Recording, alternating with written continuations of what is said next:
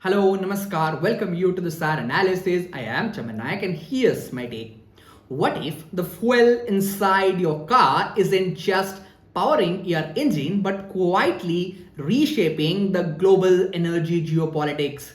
India has already achieved 20% of ethanol blending in petrol 5 years ahead of its original target.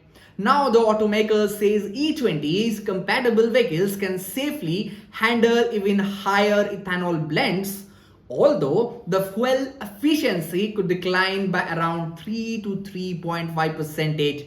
Well, this isn't merely an automobile story, it is a strategic energy story, and here let's dig it out. Here's what evidence speaks about. For decades, India's energy security depended heavily on imported crude oil.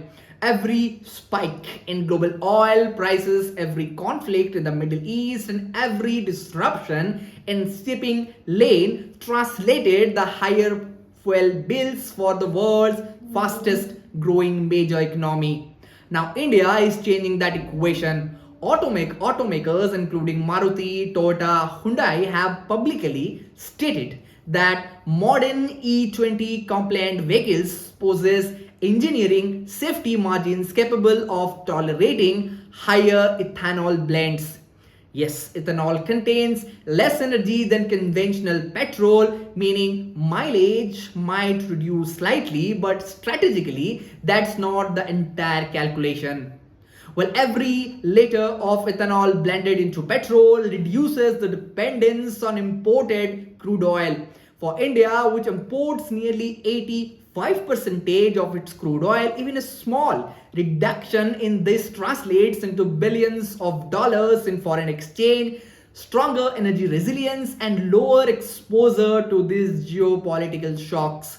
While the implications extend far beyond India, higher ethanol blend demand strengthen agriculture economies by creating new markets for sugarcane, maize, and grain products.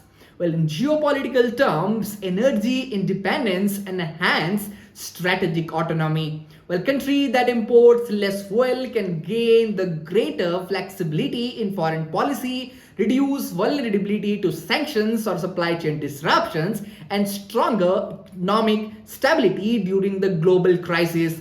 This is why countries from Brazil to United States have long invested in biofuels. India is now accelerating into that league. Now let's look at the bigger picture. The real debate is no longer whether E20 is technically safe or not. The larger question is whether India can build an integrated biofuel ecosystem that balances agricultural sustainability, food security, vehicle efficiency, and most importantly, long-term climatic goals. Because energy transitions are never judged by one fuel tank, they are judged by whether they transform a nation's strategic position. Now, here's my take: a slight reduction in fuel efficiency is a visible trade off, but this invisible gain is far more significant. Every percentage points of ethanol blending represents another step towards reducing oil dependence. It can strengthen domestic agriculture and it can improve the energy security by expanding India's geopolitical room to maneuver.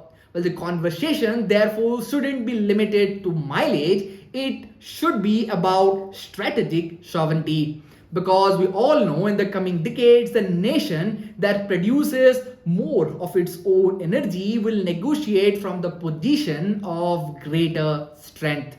And India's ethanol strategy is becoming an increasingly important part of that equation.